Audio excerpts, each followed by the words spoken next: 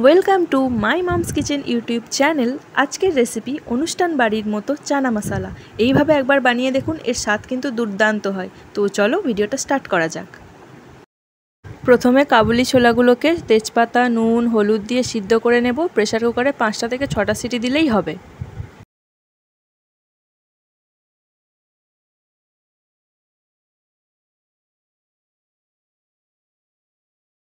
এবার কড়াইতে তেল গরম করে নিয়ে ফোড়নে দেব শুকনো লঙ্কা ও গোটা জিরে।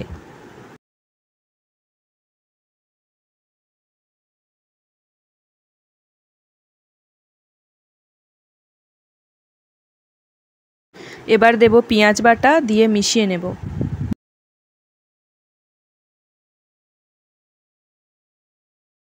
পেঁয়াজটা একটু ব্রাউন হয়ে গেলে দেব আদা রসুন বাটা।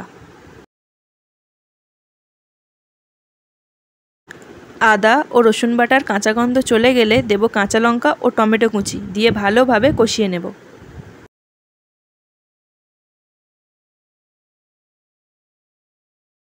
এবার দেব স্বাদমতো নুন, দিয়ে মিশিয়ে নেব।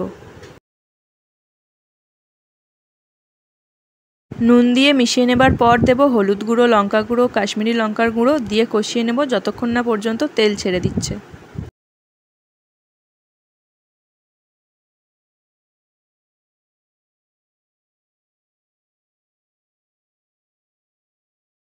মশলা থেকে তেল ছেড়ে দিয়েছে, এবার দেব ফেটিয়ে রাখা টক দই, দিয়ে কষিয়ে নেব।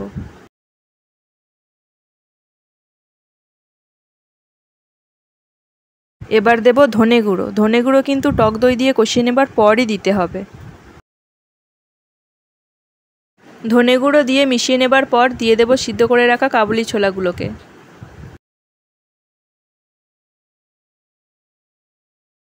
কাবুলি ছোলাগুলো ফুটে তেল ছেড়ে দিলে দিয়ে দেব 2 চামচ টমেটো সস।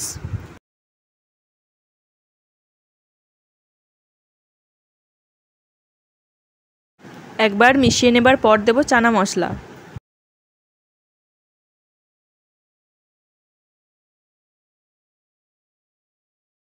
চানা মশলা দিয়ে ফুটিয়ে নেবার পর দেব চিনি।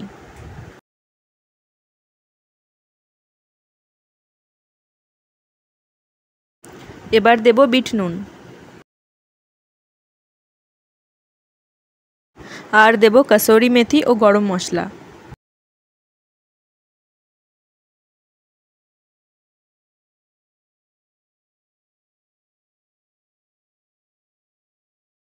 দিয়ে ভালোভাবে মিশিয়ে নিয়ে দেব ঘি।